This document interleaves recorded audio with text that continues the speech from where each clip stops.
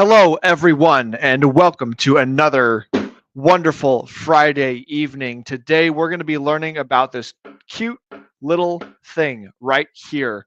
We're going to use this scale, we're going to use these markers, and when we're done, you guys are going to understand how this is going to get framed, structurally speaking. Let's get right into it, people. My name is Sam Stevenson, if you do not know who I am, and I am a guy who spent a lot of time doing a whole bunch of framing analysis as a structural engineer, and now I draw plans. This is one of the things that I just drew recently, and we're going to run right through it, and you guys are going to get to find out how I would approach this building. So, we start from the top, always work our way down. What is this building? All right, so this is really simple, okay? We got a 10-foot wide porch, we got a 15-foot wide building, we got a little bathroom in the back corner. So something to note, this is pretty much one big open area except for the bathroom. And so beams are the first thing that come to mind anytime you see an open area on a plan. And then what's going on the roof? Well, on the outside, you can see on the front rear, we basically just have this like 112 pitch over the porch and this 812 pitch. I don't know if you can read it, but it's 812, 812 and 112 over the actual building itself. So there's a big door on this side. There's some windows on this side. It's a super simple little dude. And basically, we are going to do something special with this tonight. And I have a little bit more information to show you guys than just the regular stuff. So a little bit of extra bonus for those who decide to show up today. Speaking of extra people showing up, we got Mr. Eugene. Welcome, Mr. Eugene. Cool Beans is right. Thank you for hopping on here and learning, because learning is going to happen tonight. We're going to talk cool details, framing nerd stuff tonight. So, from the top of the building, this would be the top of the building. Okay, that is this ridge down this side. This is the roof over the porch, and I'll just like come out and say it right now, because there's so little of this roof over top of this, it would make no sense to put a actual ridge joint right here and change pitches with a real joint. This is just going to be a regular roof. They're going to stack this on top of it. So like they're going to frame the main house with real rafters to both walls, and they'll just like fill in this little piece in here. Super simple. That would be the most cost-effective way to do this whole thing. So what would that look like? Well, our rafters are going to be doing this whole number here, and these ones are going to go down to the wall, just like so. And then the rafters out here on the porch are going to run from this line all the way down to the outside. So, super simple. All of our spans are super short. None of these should be over 11 feet. I had it on a 1/4 inch. There it was. Okay. So I'm going to read my scale on a 1/4 inch. From the ridge to the wall is 7 feet. So the rafters here are good, 2x6s, 24 inches on center.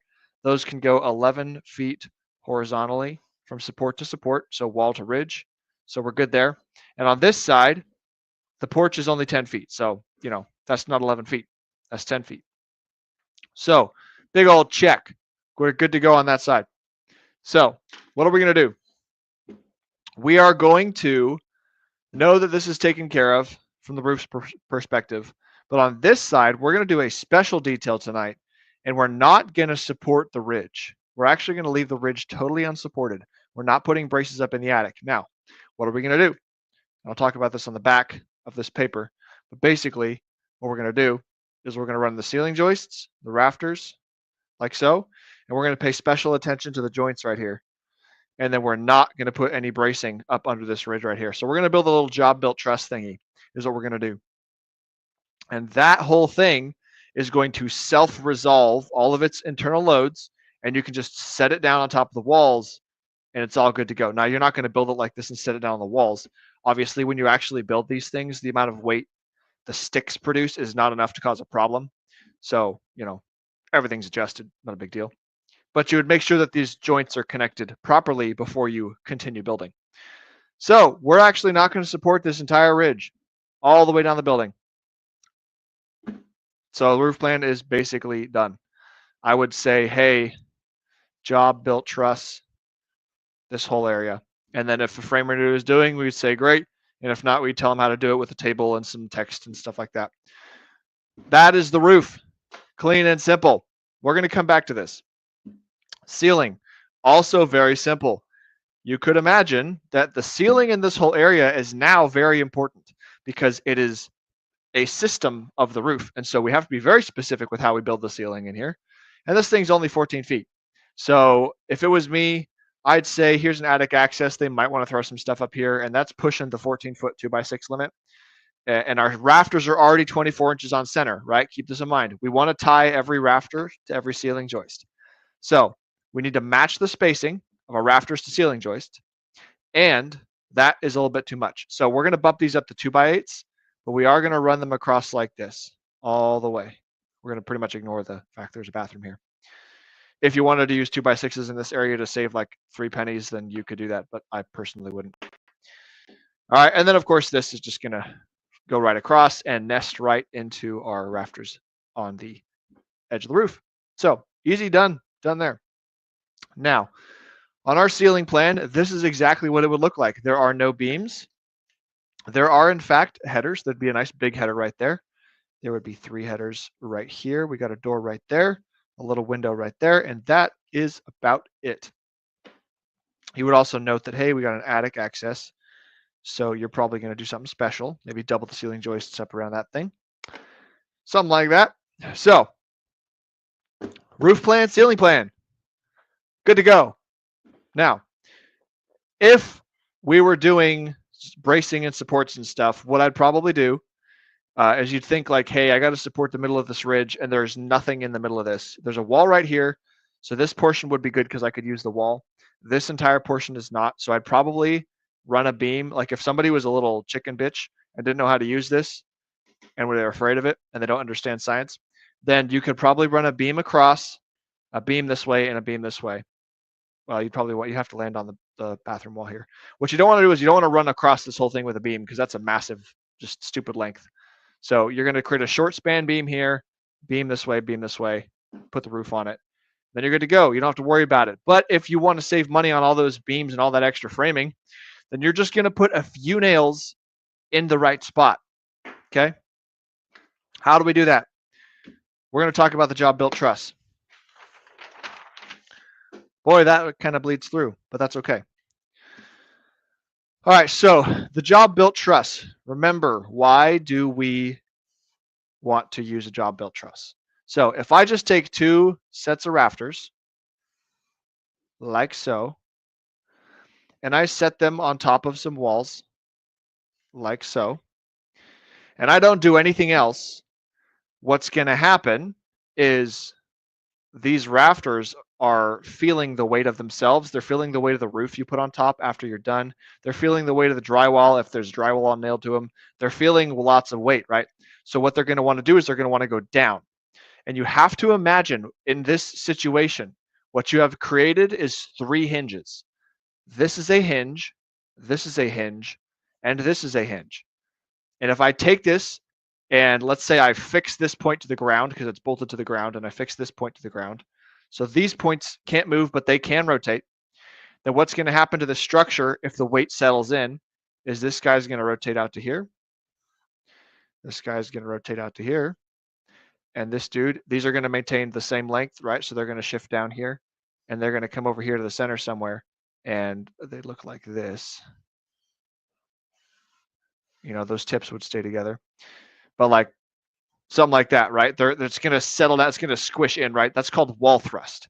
And what's happening is the weight from here is being pushed into these walls. And because of the way this connection happens here, there's a thrust. We're going to talk about where the thrust comes from. So I like that, Eugene. We'll call it bent beam. That is very good. Yes, this is good. This is good bent beam design. I like this. So where does the thrust come from? All right, so let's break this down real simple. We're talking about force reactions. If I take a block, let's go up here, and I put it on a surface, the block has a weight. The weight is the thing that the surface feels, okay? So if I'm describing the block and I analyze the block in space, the block is feeling gravity pull it down, and the block is feeling the ground push it up at the equal with an equal force, which is why the block is not moving. Things start moving and accelerate when forces are not equal. So if the block is not moving, it is feeling both of those forces. Now, if I put the block on a slanted surface, gravity is still pulling it down, but the ground can only apply a force to the block normal to the ground or perpendicular to the ground direction, which is at an angle. Okay. So because that's what the block can do, what happens, and the reason you'd look at this and you'd say, wait a minute, that block is going to slide. This is a little like statics and dynamics lesson for you guys. This block is going to slide. I promise it's all relevant to this. So why is the block going to slide? Well, what happened was, let's analyze the block in space. The block is now here at an angle. The position angle doesn't really matter too much. What matters is the forces. Gravity is pulling it down, and something else is pulling it this way.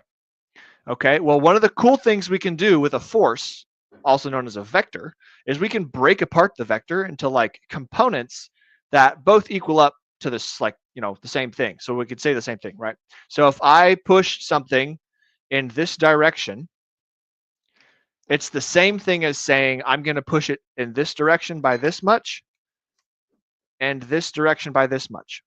Okay, as long as the two arrows get you in the same point to here, it doesn't matter. Now, this would be a unhelpful like example. I could draw the same arrow and say, well, if I apply a vector that's from here to here, and then from here to here, it's the same thing. Yes, like these two equal this one because you start in the same point, you end in the same point. So we're not going to get too heavy on that. But what I can do with this is I can break this apart and we can say, wait a second, there's a piece of this that's offsetting the gravity load. Let me make sure I draw this in the right direction. Yes. Not to scale. There's a piece of this that's offsetting the gravity load, and there's a piece of it that is actually, so in this case, the gravity load would be bigger just to make it to scale, but it's fine. There's also a piece of this that is pulling the block down the slope, okay? And that's why the block moves, because like friction and stuff. Now, if there was a coefficient of friction, we could calculate all those stupid things, but like we're not worried about that. The reason I wanted to break this apart was because you have to understand surfaces and how they contact each other and what that does to here, all right? So if we're going to analyze two cases. Both of them are going to be a rafter, and we'll do that right over here. Okay, so here is a very short rafter. I'm going to squish it down for drawing space. I'm going to draw the wall side and the top side. Okay, so I'm not like bird's mouth cuts, like the actual cuts of the real board. All right, so in a regular set of framing, we'd have a rafter up here. We'd come down, hit the wall, do the bird's mouth, come down a little bit more, maybe like do a soffit, something. This would come down to here, and then that'll be there. Okay, so that's rafter one. And then in case two, you'd have a rafter like this, but there's a ridge beam in this house because there's like a big vaulted ceiling or something. Okay, so there's a beam here, and on this one, there's a ridge board. We've all seen a ridge board. Okay, we know how to frame like this. This is how we frame almost everything. In this case, there's the wall, and there's the wall. Okay, so I ask you, what is going on here? In this case, if I take this rafter, like I need you guys to like literally think about this. Like this is our wood house and we're framing this wood house, but you have to ignore friction. All right, because like friction's not going to stop the house from falling over. I promise. Otherwise, we wouldn't use nails. So if I take this thing, which let me in blue clearly identify where one thing is and where the other thing stops, right? Okay. So I'm just trying to show the shape of this versus the shape of this and the contact surfaces.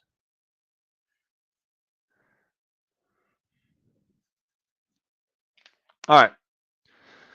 So if I take this guy and I cut these notches out, if I put lube, like a lubricant of some kind, this is a little bit weird. If I put lubricant all over my wood board and I set it down on these very slippery wall and beam, and I just like set it down on top, will this stay here? The answer is yes. And it'll stay there because there's two flat surfaces, both receiving the gravity load, okay? Flat surface number one, let's use a different color, is right here. Flat surface number two, obviously, is right here, okay? Now, we can ignore, let me draw this notch again. So here's the upper notch. It looks like this. We can ignore this guy. We don't care about this notch because it's just like, we can make the notch deeper and it wouldn't affect anything. What we care about is the notch where the wood sits down. Okay, same thing on this side. If our board comes down, we have a bird's mouth. We could easily have a wall that's this thick and we wouldn't give a a damn about where this notch ends. We care about the flat part because the flat part is transferring the load down into the wall. So if I took this and set it on a beam into wall, the load goes straight down. There is nothing else that goes on. This guy is more complicated because the wall's the same, right? So I could do the same thing. I got one support that pushes nice and straight up here, but my contact surface here is vertical. What does that mean? If my ridge, and remember, when we support a ridge with like bracing, we're supporting this like down here. We're supporting the bottom of the ridge. And so what's really happening is every rafter is held up on the ridge through some means right here, okay? Some engineers get obsessed with this joint and they'll like spec hangers and stuff to go here. It depends on the use case and like how you're framing and stuff, but most cases, you just toenail this in, it's going to be sufficient because like there's a lot of shear capacity in the nails. We're not going to get into that. But what is happening here? Okay, let's break apart this connection. Ridge boards on this side. We're just going to split it open. Rafters on this side. They're touching each other like this, which means the only way they can put forces on each other is this way. All right. So the rafter can only feel a force pushing it away like this, and the ridge board can only feel a force pushing this way because of the way the surfaces contact each other. There's nothing keeping the rafter from going up or down. Now, when you actually frame the house and you put nails in there, the nails are doing the thing keeping it from going up or down, but not like that's not what we're really getting into here. What's going to happen for the most part is this is going to want to push away, okay? So what happens to this guy when the bottom of the rafter is only being held up, but the top of the rafter is feeling this permanent urge to be pushed over from the ridge? And like on the other side of the house, the same thing is happening, right? And so when the weight settles in, that's why this wall thrust happens, is because there's this concentration of these rafters are pushing against each other at the peak of the ridge like this, right? It's like if you were standing here and so your friend was standing here and you both leaned over and grabbed like hands, and you like if you leaned into each other, you'd both feel the others pushing back, right? And if you were standing on ice, guess what? You would slip out and fall on your faces. So that's what's going on here. That was all to describe why the thrust is a problem. Now, again, if we just do a regular house and we hold up the ridge with bracing and beams and stuff, we've removed the thrust problem because the ridge can't go anywhere. The ridge can't move. It's a beam, basically. So in the case where there's nothing holding this, we now have this truss problem. Ooh, markers are rough. Okay, so we got the truss problem. What else are we dealing with here? So, oh boy, we explained how we got to the wall thrust problem. And now we have to fix the wall thrust problem. And that's super easy because there's a table in the code. All right, so we're going to take our rafters and our ridge board, something like this. Rafters come down to the, I guess the wall's right here. It's going to be because I drew too far. Ooh, boy, that's a thick rafter. Jesus Christ. Okay, hold on. We're going to ignore that line. That's the wall. Okay, Beautiful drawing, folks. Here's the wall. Here's the wall. Okay. So now the rafters are leaning into each other. How do we resolve the thrust issue? We resolve it with a tie. Okay. If our walls are pushing out, I need something that pulls my walls back. What can pull the walls back? If I connect something to the wall or to the rafter, like, what's the word? The word's not coming to mind. Spoiler alert, that's the word. Spoiler alert, I'm going to connect to the rafter. I want to resolve all of the loads between the ceiling joist and the rafter, and I want to leave the wall out of it. The only reason the wall is there is because, like, we got to put it on something, and we don't want it to move. And like transferring of shear forces and stuff between roof diaphragm, and like there's all kinds of other stuff going on, but we're not talking about that tonight. There's a ceiling joist that goes across here. Okay, this is our magic bean here. Okay, and the reason that this joint is so special is that is what's going to solve the problem. So think about it this way. I'm going to take a rafter and a rafter. I'm going to line them up with layout, and then the ceiling joist is always going to be 1.5 inches off of that, right? Because you can't put them in the same volume. You got to stack the ceiling joist on one side or the other. And so you're going to pick a side. You're going to put the ceiling joist on it. Now you have to connect them somehow. Well, how do you do that? Screws, structural screws specifically, or nails. Now, luckily for us, we have this. This is from the code. I just printed it out. IRC 2021. I don't know if you can read the numbers on this, but basically, this is the table 802.5.2.1 rafter ceiling heel joist connections. This tells you if you're doing a simple truss like this, what is the slope of your roof? What's your rafter spacing? What's your roof snow load? What's your roof span? Well, how many nails do you need? Okay, this tells you how many 16D common nails do you have to put in each heel joint splice. All right, so it's saying heel joint here. So how many nails go here? How many nails go here? And also if like I had to cut my ceiling joist and like splice them together or something, it would be the same here. Let's talk about this table and why the numbers are here. First thing, roof slope. Why does the roof slope matter? Here's why the roof slope matters. Okay, it has a function of this guy. Remember how I talked about this? So if I have a really low pitch roof like this, or I have a steep pitch roof like this that are the same width effectively, if I put a load right here and a load right here that's the same, I want to know how much of this load is being transitioned into outload, like an outwards thrust.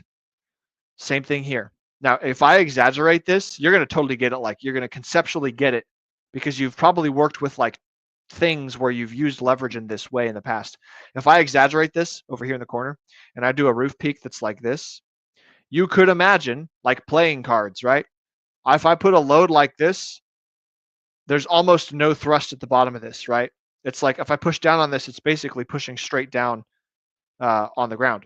Now, how do we figure out if I'm doing thrust or not? Well, here's how. The component of this guy, the vertical one, let's say it's about this long. I'll try to do this to scale. Simply put, if this is my thing, I'm pushing down on it this way and it's supported on the right and the left, then half of this is going to be pushing up here and here. So there's an up arrow that's about half as long as the top, right? So the two ups add together, they equal this because your house shouldn't be going up and down. It's not moving. And the only other place the force can go is to the side, right? And it happens to be like in line with the object. That's the whole point. And so I would draw an arrow, let's say in blue, that is my thrust arrow. And I'm just going to go horizontally because that's the force. The thrust is out horizontally. So ignore the direction of this arrow. But basically, it would be this size, okay? So if I do that, I get that long of a blue line. If I do about the same thing here, same height, can you see that? Can you see how much short my blue line is? The blue line represents the quantity of the thrust load that's pushing out the wall. So the steeper your roof gets, the less this is a problem. Cool. Hopefully that was, you know, educational enough that you guys understand what's going on. That's why the roof slope matters. The rafter spacing. Why does the rafter spacing matter? All right, let's do an exaggeration. I'm going to flip this thing over. Okay, so top-down view of a house. Let's do this over here. Top-down view of a house. Here's our house. Top-down view of a second house. Here's the same one. We're going to change the rafter spacing, and we're going to talk about what happened. Okay, so on this one, my rafter spacing is this. And on this one, my rafter spacing is this. Okay, do you understand what's going on? I have one rafter here, or I have a bunch of rafters here. If I have all these, I will draw the area that is loading one rafter in the center. It would be this. That's the area loading one rafter. If I have this, then I have this area loading one rafter because this is my spacing, right? So this much weight is loaded onto this rafter. The other weight is loaded onto this one. The other weight is loaded onto this one. Okay, I'm just splitting halfway between each one. So that's the whole tributary area, tributary width thing that I talk about sometimes. So that's why the spacing matters. The closer these are together, the less each individual heel joint has to hold up. Okay, and if you follow the pattern, you'll see that the farther apart they get, the more nails are required. All right, so let's take an example of any one of these. Okay, let's say a 412 right in here between this number and this number, roof span 36. Okay, we're going 7 to 9 to 11 to 13. You see that? As the rafter spacing increases, the number of nails you need increases because there's more weight. You know, and theoretically, all things being equal, the 24 should be about double the 12, but like nothing's perfect. But like that should be the consistent pattern. So like see how here on the end, in the worst case scenario, there's 13 nails for a 12-inch rafter spacing, 26 nails for 24-inch rafter spacing, and that's because the load is literally doubling because you have half as many rafters. So that's why spacing matters. Ground snow load. This is going to come from like wherever your roof load situation is. If you're up in the north and you've got a bunch of snow, you're going to use these numbers. If you are not, then 20 just represents the typical live load of everywhere else, like Texas, where I'm at. I use 10 pounds a square foot dead load and 20 pounds a square foot live load. So that's what that's talking about. So I'm going to be in this column all over here. All right, so I'm going to actually make that easier for myself visually. I'm in this column. What's going on? Well, our job built truss thing that we're doing is built on the 812 pitch. So we actually are right in between these two. So we're going to do something called interpolation. There's two ways to approach this. You either use the worst numbers, or you can interpolate between the numbers to get more accurately what we need. And you're going to see the numbers are so close together that it's like actually not going to matter. We'll compare the two, okay? But let's assume a 712 because the slope, remember, the lower the slope, remember this thing? The lower this slope, it's upside down now, the bigger the thrust load.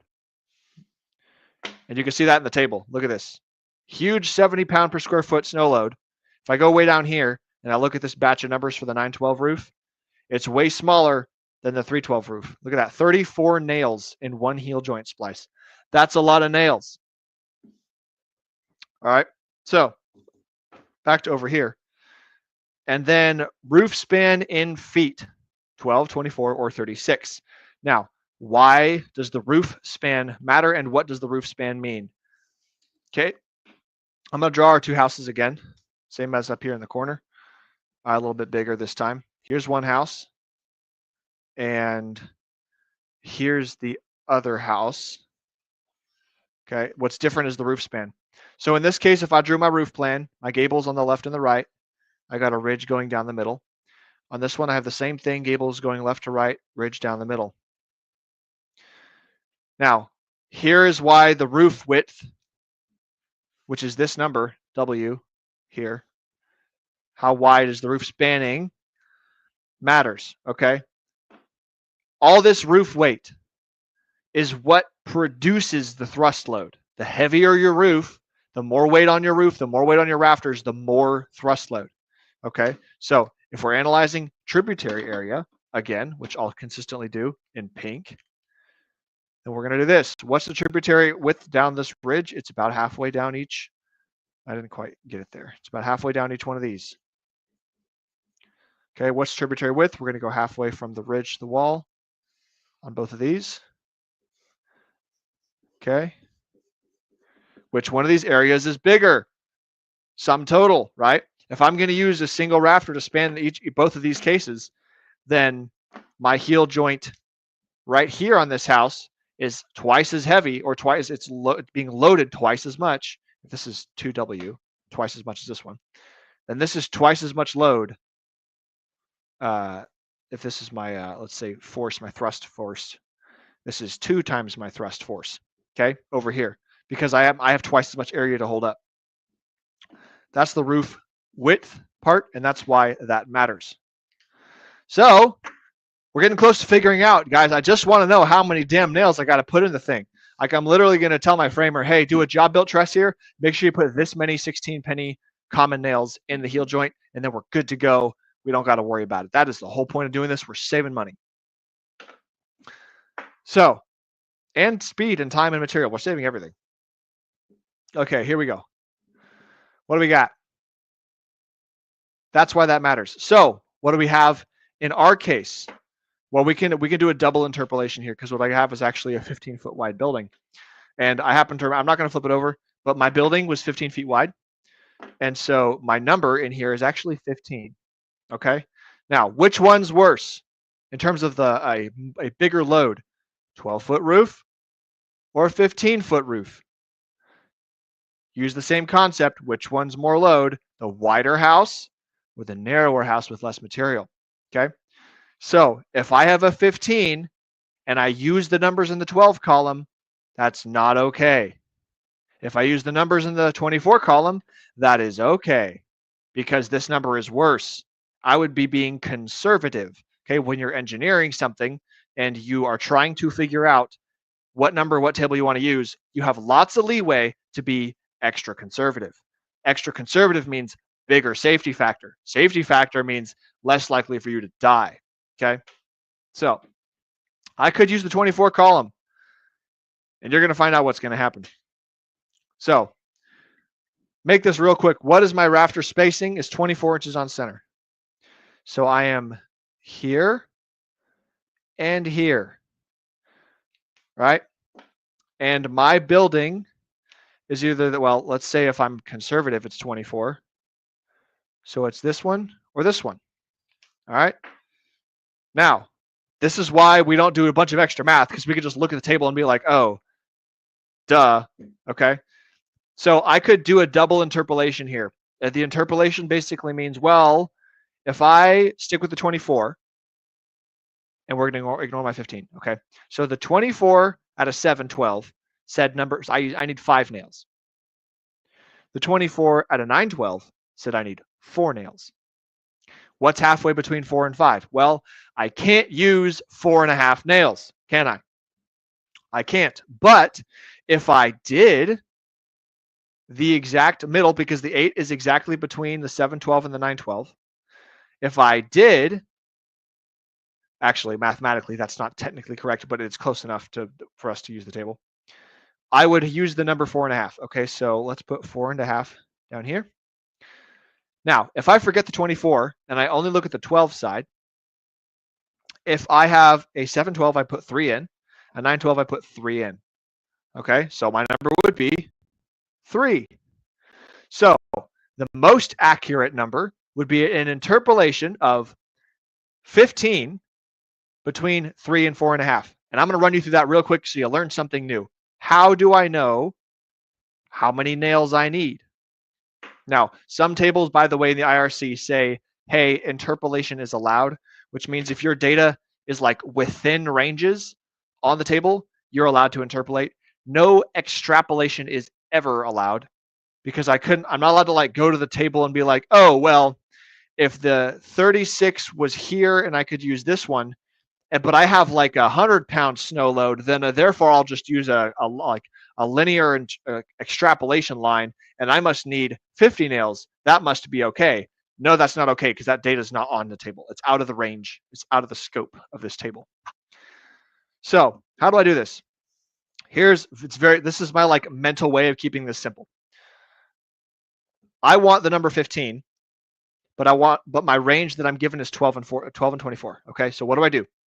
I look at the numbers like this. Here's 12. Here's 24. 15's probably here-ish. Okay, 15 is my magic number. I want to know how far as a percentage from 0 to 100 am I through this range. Okay, how do I do that? Well, we could make this easy and remove 12. I hope this is making sense. If it's not, add a comment because this is going to get mathy. All right. So first of all, what's the width? What is the width of this range? The width of this range is 12. Okay. There's 12 numbers between here. Therefore, I want to know where 15 is. Okay. So if I've taken 12 out of both of these because I'm trying to figure out the equivalent range, this would be 3. Okay. So I need to know, as a percentage of the range between these two numbers, how far am I moving from 12 to 24? How far am I increasing? That's the way I do this math in my head. So if the whole number is 12 and I'm going 3, what is the percentage I've gone right here? What is the percentage of the range? Well, I would just take 3 and divide it by 12. And that happens to be 1/4, which is 25%. Easy math this time, lucked out. Okay, so I'm going to go 25% of the way between 12 and 24 to get my number. Hold that thought. 25%, that's the number. Back to the table. If my number is, now all I'm doing here is I'm taking the same concept and I have two different numbers now. I have 3 and 4.5. A theoretical 4, I can't use 4.5 nails, obviously, but the 4.5 represents the engineering equivalent of nails that I need, theoretically.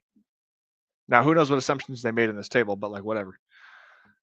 So I have the same thing. 25% is the percentage of the range between these two that I'm going to go. Well, what is the difference in the range? The width between these is 1.5. So I would say, well, what is 1/4 of 1.5? I don't actually know off the top of my head. I didn't come prepared. So how would I do this in my head? I'm really struggling. Let's do it. Let's do it this way because this works in my head. 1/4 of 1 is 0.25. 1/4 of 0.5 is, oh boy, 0.175. This is why I don't do this in my head. Okay, let's add those two together. So 0.375 is 25% of the way through 1.5. Okay, so which means 0.375 is my like increment increase. So I'm going to add this to this number. So technically, 3.375 nails is the number that I actually need for all of this to work out. And because I can't use 3.375 nails, I will use 4. Now, why did I do all that math? Because I wanted to know how many nails I actually need. If I used the table and I ignored the 12 and I used the conservative 24-foot wide building and I used the like more conservative pitch would have been 7, I would have needed 5 nails. So I didn't know if I needed 4 or 5 nails, but because now I know I'm actually leaning closer to the 12 side and I did the math, I'm actually good to use 4 nails and I'm still being conservative. Okay, so 4 nails is how many nails I got to put. Where's the cap? Right here and right here. Now, that is this table. That's how we use it. And those are the numbers that matter. So I'd come back to my plan and I'd say, hey, Mr. Framer guy, job built truss, and we're going to use quantity 4 16 penny common nails in those joints. Now, if you wanted to get crazy, I'm going to let you guys in a little secret. Okay. Let me go get a book real quick. I think the book is very, it's not this one. Let's see. Okay. So what I'm theorizing here is that you could actually be like, you know what? My framers, guys, my framers, they're not going to carry around 16 penny common nails. And they're probably not going to shoot 16 penny common nails out of a nail gun because not very many nail guns do that, at least down here in the South. Up in the North, for whatever reason, when I was framing in Washington, they had them everywhere. I guess it makes sense because of like earthquakes and stuff. But this is a book, and hopefully I don't get sued for like putting this book on the internet or whatever. But like, hey, I don't even know if this is the right book. It's not. Let me show you the right book. I've got all of them. Don't worry, folks. So what we're going to do is I'm going to walk you through a real quick example. Here it is. There we go. Design values. Okay, so if I said, hey, dudes, you're not going to have 416 penny common nails, but hold on. We're not done yet. If you've stayed in the video for this long, folks, you're a nerd just like me, and I am proud to have you watching this show, and so you're going to enjoy this part as well. Okay, because I'm all here for like the framing nerding part. That's why I'm a nerd. Okay, this is the NDS supplement, National Design Specification Design Values for Wood Construction. So if I go in here and I'm like, hey, I need to know some stuff. What do I need to know? Let's see. These are all design values for the wood. Oh, it is in the other book. Okay, hold on. This tells me how strong the wood is. I need to know how strong the connections are, which is not this one. Hold on. It's going to be the last book, of course. It's going to be in the last book that I didn't grab. It's going to be in this one. I appreciate your patience. Okay, so yeah, basically there is a book that tells me, hey, by the way, if I use this nail in this wood and it's this deep and yada, yada, yada, anchor bolt connections. Okay, hold on a second. Okay. I promise if you bear through this, then you're going to appreciate the fact that we waited. Prescriptive design. Okay. It is not this one.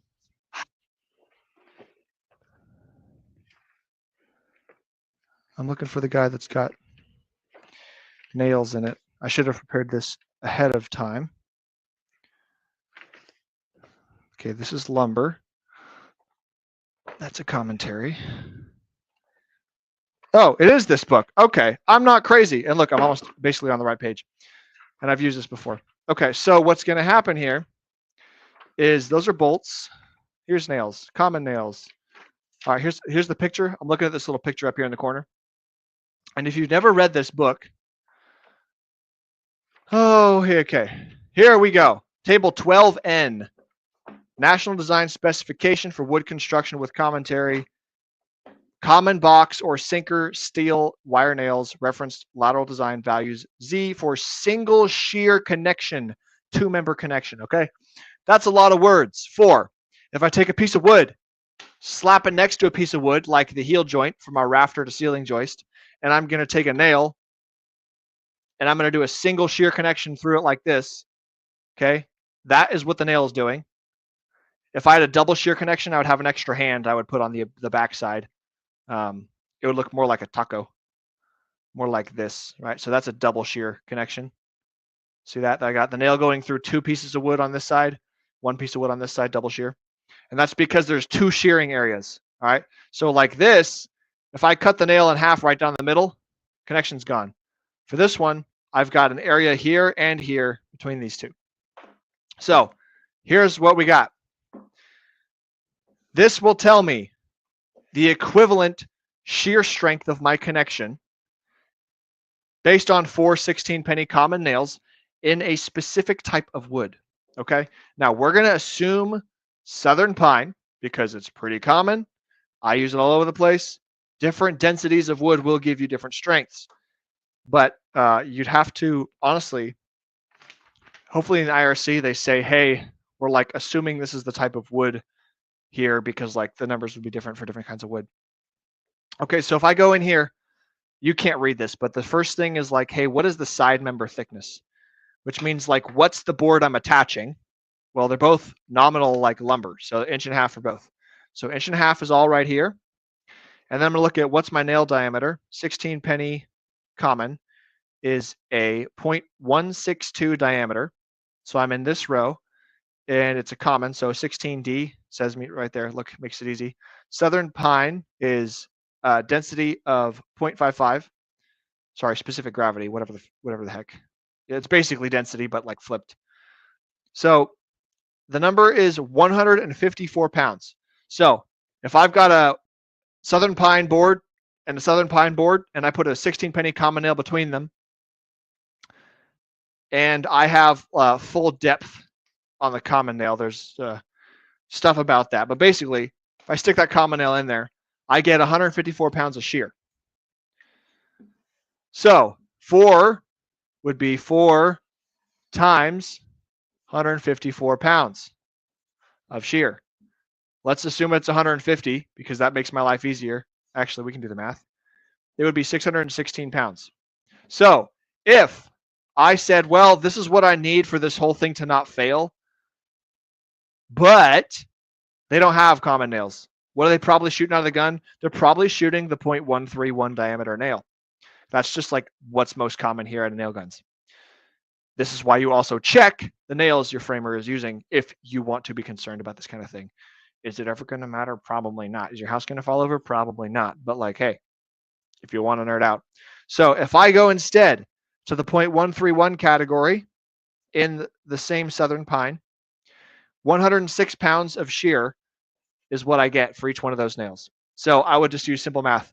I got 616. How many of these do I need? Well, looks like 6, because 6 times this will get me more than this, and I'll be good. I'll be safe. So I would say, hey, use 4 16D common nails and hammer those suckers in, or use 6 0.131. Probably a box is what this is. Yeah, it's a box now. Or it's an 8D common, whatever. You'd figure out the diameter and you say, hey, use this many of this one. And that's all I got for you, folks. Oh, that was math heavy tonight. That was more than normal. You're so welcome for the education, Mr. Eugene. I am glad to have you on the show. I'm glad you're here supporting and learning, because there was a lot wrapped into this little tiny house tonight. You thought it was going to be simple. Mr. Eduardo with the awesome dog photo. Look at that dog. Evening. It's nice to see a simpler design like this one from time to time. I've always found interesting that the bigger the slope, the less number of nails that you need on that heel joint. You are so correct, Mr. Eduardo. If you want to go back in the video, I did explain exactly why that is the case. I think it was right here. Basic concept, in case you didn't hear it the first time, is that the lower the slope goes, the more thrust load you're putting out. The higher the slope goes, the more that force is directed down into the walls, not out into the walls. That's the quick summary. But somewhere in the video, I described this thing. Yeah, that's basically it. Now, here's actually a really cool story. If any of you guys have ever watched Essential Craftsman, great guy to watch on YouTube, but he shows a video on how to use a jack, a 2x4 combination as a jack. And it's actually using this principle right here, but turned sideways. He's trying to, well, we'll turn it sideways. He's got the ground right here, and there's like a beam or something up here he's trying to jack up. So what he does is he takes, I forget exactly how the boards went together and stuff because I stopped framing for a minute. But basically, he takes the boards, puts them in like this at a little bit of an angle, and then he can compress the boards together. And by doing so and pulling them together, it puts a massive, massive thrust or massive compression load up because this angle is so low. And it allows you to do it super easily. So it's the same in reverse. He uses it as a tool. We use it to keep our houses from falling down. But that's pretty much it. Excellent. I'll check it out. Thanks. Good to hear. Go check that out. Hopefully you learned something. Thank you for coming on, everybody. I'm going to lose my markers here. I'm going to go to bed because tomorrow's a big day. But thank you for coming on again. Let's take it out with some music by the one and only Green Observer himself. That's the code.